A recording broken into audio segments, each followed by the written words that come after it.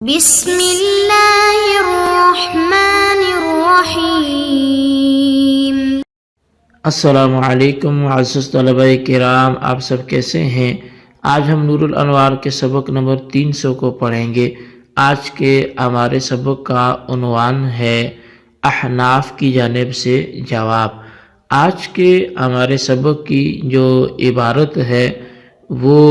شروع ہوتی ہے والجواب عن الاول ان نبی صلی اللہ علیہ وسلم سے۔ تو آئیے سب سے پہلے آج کی سبق کی عبارت پڑھ کر اس کا ترجمہ کرتے ہیں،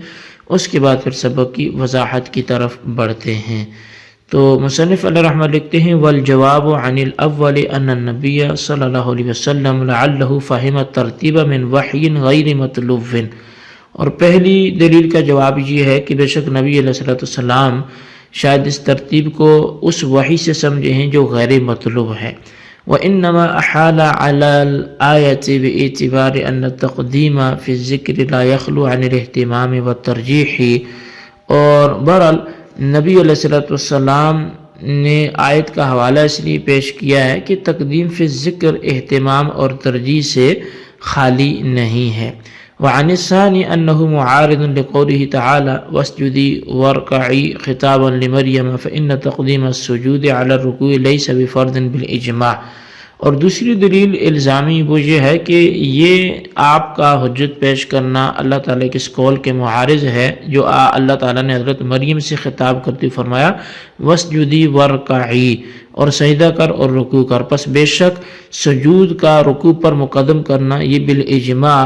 فرض نہیں ہے۔ وفی قوله لغیر الموطوءة ان دخلت الدار فانت طالق وطالق وطالق، اور غیر موطوءہ سے شوہر کے اس قول میں کہ اگر تو گھر میں داخل ہوئی تو مطلقہ ہے مطلقہ ہے مطلقہ ہے۔ جواب سوال مقدر یرد علینا، یہ ایک سوال مقدر کا جواب ہے جو ہم پہ وارد ہوتا ہے۔ وهو أنه إذا قال أحد لامرأة غير الموطوءة إن دخلت الدار فأنت طالق وطالق وطالق، اور وہ یہ ہے کہ جب کسی شخص نے اپنی غیر موطوءہ بیوی سے کہا کہ اگر تو گھر میں داخل ہوئی تو تجھے طلاق ہے طلاق ہے طلاق ہے، تو فعند ابی حنیفہ تقع واحدة وعندهما ثلاث، تو بس امام اعظم امام ابو حنیفہ کے نزدیک ایک طلاق واقع ہوگی اور صاحبین کے ہاں 3 طلاقیں واقع ہوں گی۔ فعلم ان الباب للترتیب عنده فيقول اول منفردا ولم يبق المحل للثاني والثالث وللمقارنة عندهما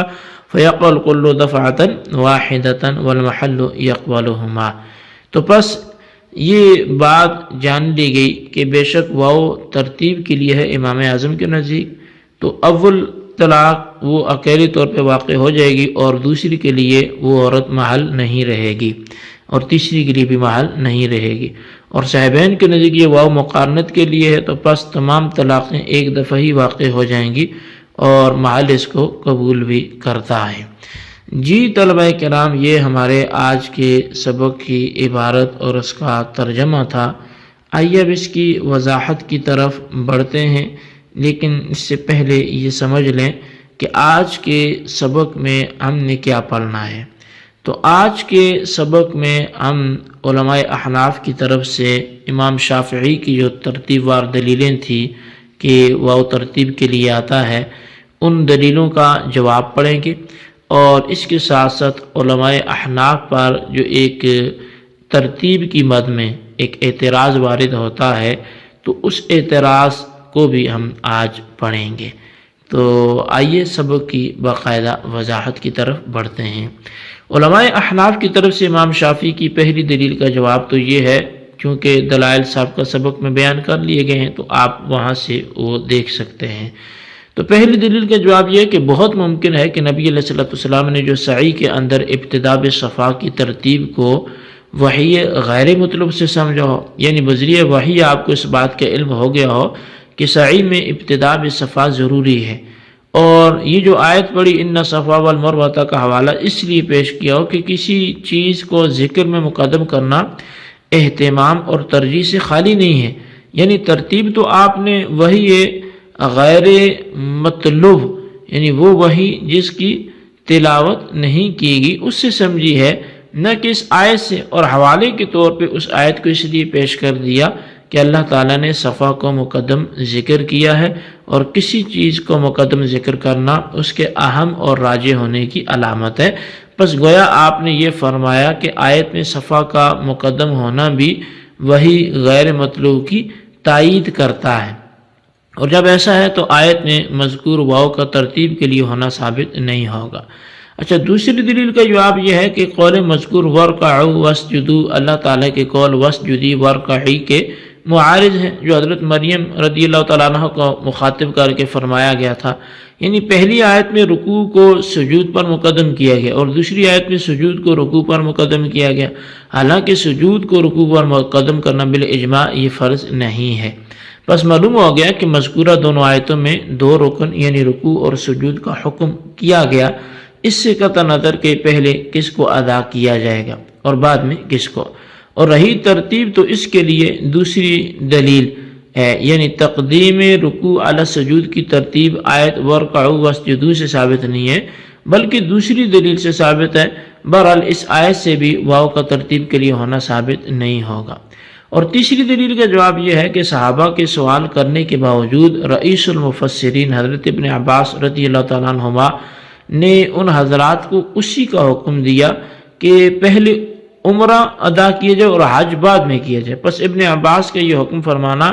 یہ عدم ترتیب پر زیادہ دلالت کرتا ہے، تو یعنی اس سے بھی یہ ثابت ہو گیا کہ واو ترتیب کے لیے نہیں ہے، کیونکہ اگر واو ترتیب کے لیے ہوتا تو اتم الحج والعمرۃ کی وجہ سے تقدیم حج علی العمرہ کا حکم دیا جاتا، حالانکہ اس کے خلاف کا حکم دیا گیا۔ اب کچھ باتیں علماء احناف کی جو دلیل کے حوالے سے وہ یہ بات سمجھ لیں کہ علماء احناف کی دلیل کلام عرب کا تتبع ہے، کیونکہ اہل عرب کے کلام میں واو مطلق جمع کے لیے استعمال ہوا ہے، ترتیب کے لیے استعمال نہیں ہوا۔ دوسری دلیل یہ ہے کہ واو اگر ترتیب کے لیے ہوتا تو اس جگہ واو استعمال نہ ہوتا جہاں ترتیب مطلوب نہیں ہوتی، جیسے تقاتل زید و عمر، زید و عمر قتال کرتے ہیں، اس مثال میں صرف زید و عمر کے مقاتلہ کرنے کی خبر دینا مقصود ہے، ترتیب بیان کرنا مقصود نہیں ہے۔ بس ایسی جگہ واو کا استعمال ہونا اس بات کی دلیل ہے کہ واو ترتیب کے لیے نہیں ہے۔ تیسری دلیل یہ ہے کہ اگر واو کو ترتیب کے لیے مانا جائے تو جو سورہ بقرہ میں فرمایا وادخلوا الباب سجدا وقولوا حطة کہ تم دروازے میں سجدہ کرتے داخل ہونا اور حطة کہنا استغفار کا کلمہ تھا ان کے لیے، اور دوسری سورہ اعراف میں فرمایا قولوا حطة وادخلوا الباب کہ تم حطة کہتے ہوئے داخل ہونا اور سجدہ کرتے ہوئے دروازے سے داخل ہونا۔ اب ان کے درمیان تناقض واقع ہو جائے گا، کیونکہ واو کی وجہ سے جو بقرہ میں آیت ہے وہ دخول باب سجدن جو ہے، وہ دخول باب جو ہے وہ سجدن یہ والا مقدم ہے، اور قول جو ہے حطة یہ مؤخر ہے، اور آیت اعراف میں اس کا برعکس ہے، حالانکہ دونوں جگہ واقع ایک ہی ہے۔ تو پس تناقض سے بچنے کے لیے یہی کہنا پڑے گا کہ واو ترتیب کے لیے نہیں ہے، بلکہ بنی اسرائیل کو دونوں باتوں کا حکم دیا گیا تھا، قطع نظر سے کہ مقدم کون اور مؤخر کون ہے، اس سے بھی معلوم ہوا کہ واو ترتیب کے لیے نہیں ہے۔ اور یہ جو مصنف نے دوسری عبارت لکھی وفی قولہ لغیر الموضوع تھی، تو اس عبارت میں ایک سوال مقدر کا جواب ہے جو احناف پر وارد ہوتا ہے۔ وہ سوال جو ہے وہ یہ ہے کہ اگر کسی شخص نے اپنی غیر مدخولہ بیوی سے کہا ان دخلت الدار فانت طالق و طالق و طالق، یعنی 3 طلاقوں کو دخول دار پر معلق کیا گیا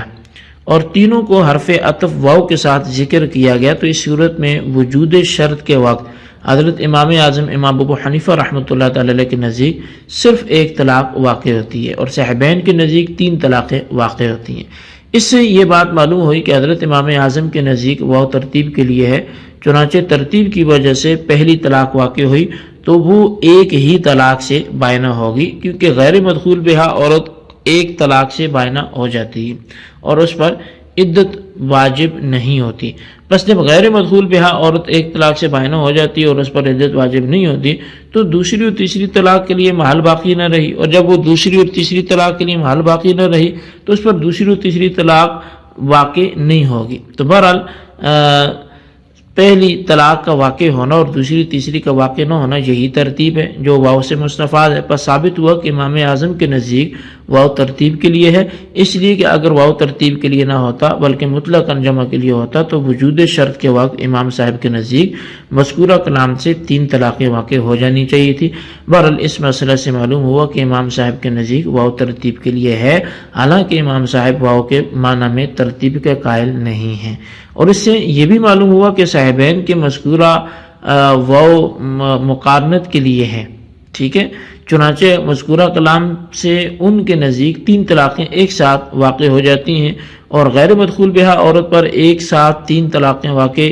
بھی کی جا سکتی ہیں۔ بہرحال مذکورہ کلام سے 3 طلاقوں کا ایک ساتھ واقع ہونا اس بات کی دلیل ہے کہ واو مقارنت کے لیے، حالانکہ صاحبین کے نزدیک واو مقارنت کے لیے نہیں آتا۔ تو گویا یہ اعتراض 2 طرح سے ہوا، امام صاحب کے لیے ترتیب کے لیے یہ واو ثابت ہوا حالانکہ وہ ترتیب کے قائل نہیں ہیں، اور صاحبین کے ہاں یہ واو مقارنت کے لیے ثابت ہوا حالانکہ وہ مقارنت کے قائل نہیں ہیں۔ اس سوال کے یا ان سوالات کے جوابات کیا ہیں وہ انشاءاللہ ہم آئندہ سبق میں پڑھیں گے۔ آج کے لیے آپ اتنا ہی کافی رکھیں اور اس کو اپنے ذہن نشین کریں، خلاصے کو رجسٹر پہ لکھیں، بالخصوص ان سوالات کے جوابات دیں۔